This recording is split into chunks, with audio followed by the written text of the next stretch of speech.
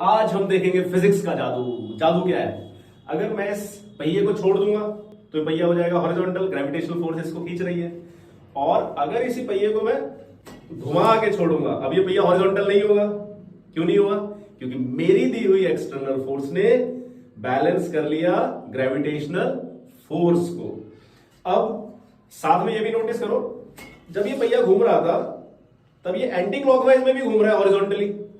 ये क्यों घूम रहा है? तो इसका कारण ये है, अगर हम इस लाल डोरी को मान ले एक्सिस ऑफ रोटेशन और हमने मोमेंटम दिया था राइट साइड में, तो एक्सिस ऑफ रोटेशन से मोमेंटम की तरफ अगर फिंगर्स को कर्ल करेंगे तो अंगूठा देगा एंगुलर मोमेंटम की डायरेक्शन। और जब पहिया ऐसे गिर रहा था तब क्या हो रहा था? तो टॉर्क बन रही थी ना। तो ये हो गई आर यानी कि एक्सिस ऑफ रोटेशन की डायरेक्शन, और ग्रेविटी लग रही है नीचे, तो फिंगर्स को कर्ल किया तो क्या हुआ? अंगूठे की डायरेक्शन दे रही है टॉर्क की डायरेक्शन। तो हमेशा एंगुलर मोमेंटम पीछा करेगा टॉर्क का, सेम डायरेक्शन में होने की कोशिश करेगा। तो इसी वजह से अगर मैं राइट में घुमाऊंगा तो एंटी क्लॉकवाइज, और अगर लेफ्ट में घुमाऊंगा तो क्लॉकवाइज रोटेशन होगी हॉरिजॉन्टली पहिए की।